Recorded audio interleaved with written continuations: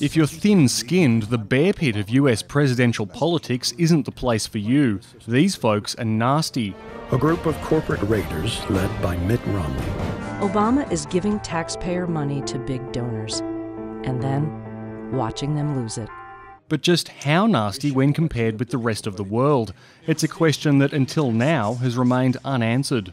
There's been a fair bit of work done in terms of advertising, particularly with negative advertising as it relates to politics, but not a lot that's been done in terms of cross-cultural sorts of comparisons. Dr Jacob Groshek is a political communications researcher at the University of Melbourne after a posting at Erasmus University in Holland. We set up to investigate what we considered to be two timely and evenly comparable elections. Those comparable elections were the 2012 French and US presidential campaigns, including the very heated Republican primaries. If something was negative, we simply counted it.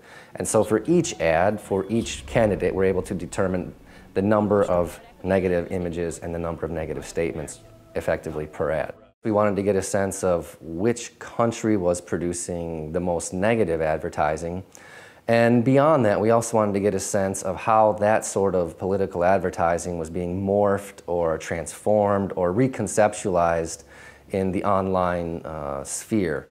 144 online campaign ads were analysed. More than 60% of the American ads were deemed to be negative, compared to just 7% of the French ads. Rick Santorum, a record of betrayal.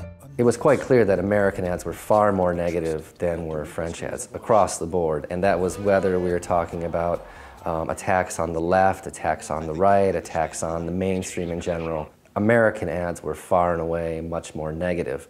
But there were some surprises. We had expected that in the US there would be many more of these personal attacks, but what we found, contrary to our expectations, is that there was actually some evidence that there was some more frequent personal attacks in the French sample than there was in the US. Another surprise was that the ads produced by third parties in the US were the most negative, while those ads in France were among the most positive. This study didn't look at the Australian political context, but Dr Groshek believes, if anything, our political campaign culture is more likely to be aligned with that of the Americans. The media model is one that's obviously closer related to the United States, right? Particularly if we think about the overall influence of actors like Rupert Murdoch. And also looking at the fact that there's about 50% of the Australian population that's an active YouTube user each month, we would expect, I would say, results similar to that of the United States. Dr Groshek is hoping to expand the study and include Australian data from the 2013 federal election.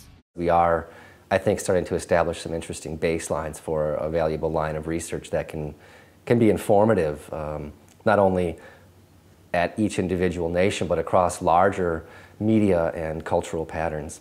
The research has been published in the online academic journal First Monday.